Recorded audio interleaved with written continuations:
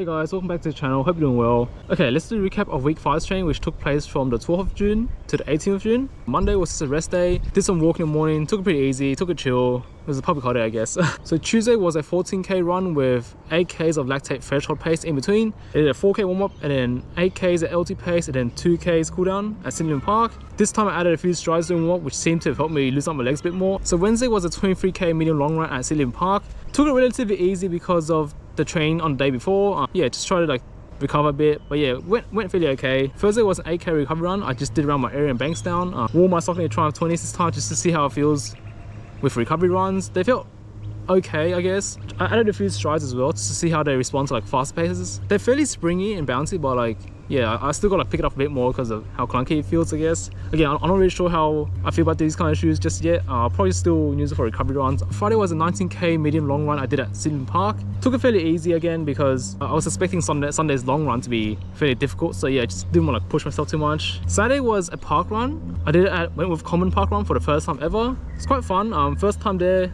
The views are pretty nice. It's like a mix of trail and permanent paths. It's slightly hillier and there's more turns than Roads Park Run though, so yeah, still quite a fun course, but does have like one sharp turnaround point. I was meant to take it easy that day just to check out the park run course itself. I just decided to stick with the 20-minute pacer that was there at the time and end up getting carried away and finished like around 19:39, I guess. Sunday was a 29k long run with 16k's of marathon pace in between. I did a 13k long run at the start and then followed by the 16k marathon pace at Sydney Park in Parramatta. The weather was pretty decent. It was quite cold in the morning, but then it warmed up pretty nicely later on in the day. I did forget to bring my soft flask for water, but I did bring one gel, which I took at the 11k mark, which is 2k's before the marathon pace effort began. So the 13k long run went okay. It took a while to get warm though. It was really cold that morning and I was wearing like shorts and a shirt, I guess. The marathon pace effort went okay, I guess. It was a bit tough. The route I chose was from Melrose Park to Parramatta.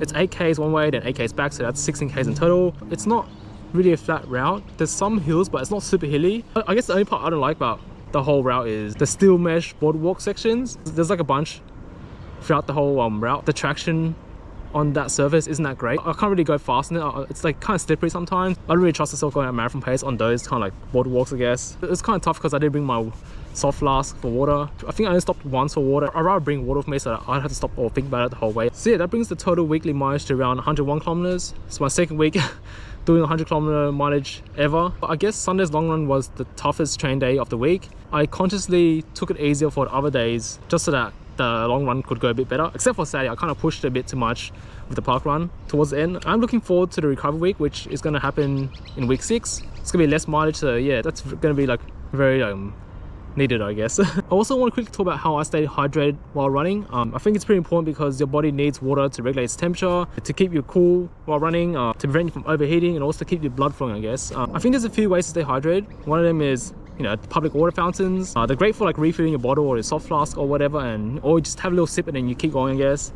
It does require a bit of planning though, because you gotta know where they are along the running routes. You can always like ask around, or you can explore, you can like search on Google and stuff. It's good to note down the key locations of the water fountains along your running routes. That way you can always like refill it whenever you need to, or like, you know, take a sip or whatever. I would say like you shouldn't always rely on them because sometimes they're just broken or unavailable. I guess the other way is you can carry water with you directly. For example, a bottle, a soft flask, or like a running vest. I find that carrying a stand bottle isn't that great. It's not ergonomically great for like running. It does make your shoulders and arms tight over time. It's not very comfortable to carry for long distances, I guess.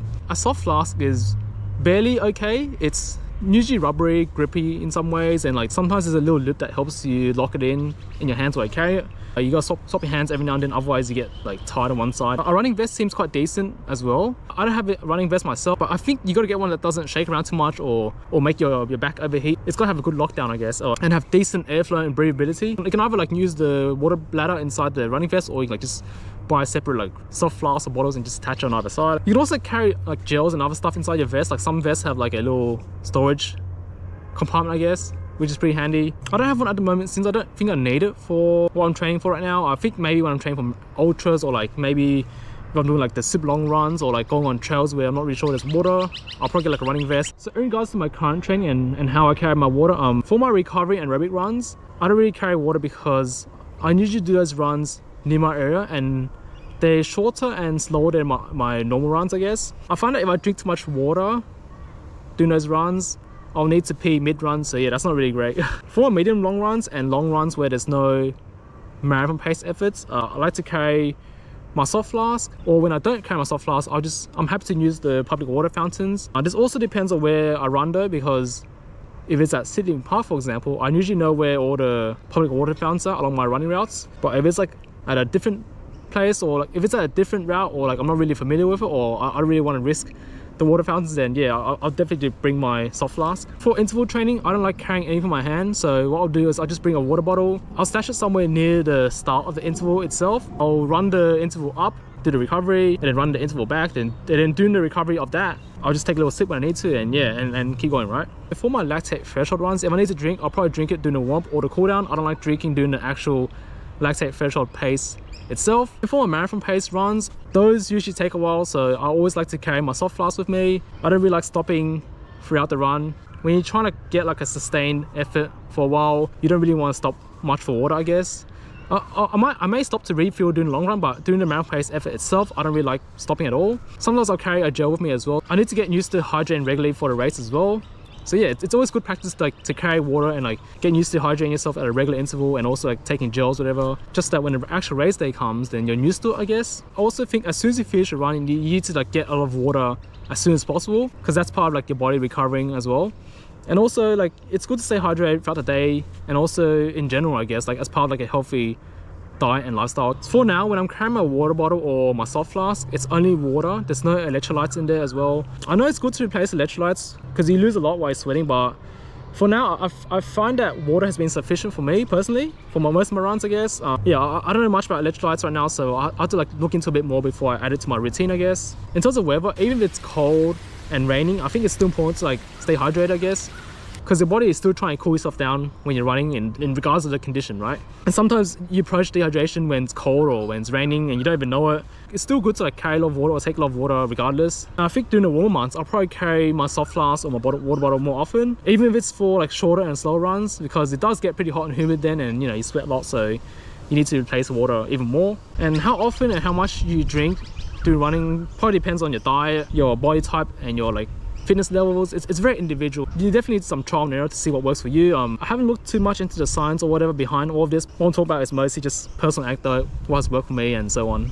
Anyways, that's pretty much all to say for now in regards to staying hydrated while running. And if you guys have any tips or advice on staying hydrated while running, feel free to let us know in the comments below. I am looking forward to the following recovery week, which is going to be nice. Less volume, less intensity, followed by back to like harder weeks, I guess, which is going to ramp up even more. Apart from that, that's pretty much it. Thanks again for watching, and have a nice day.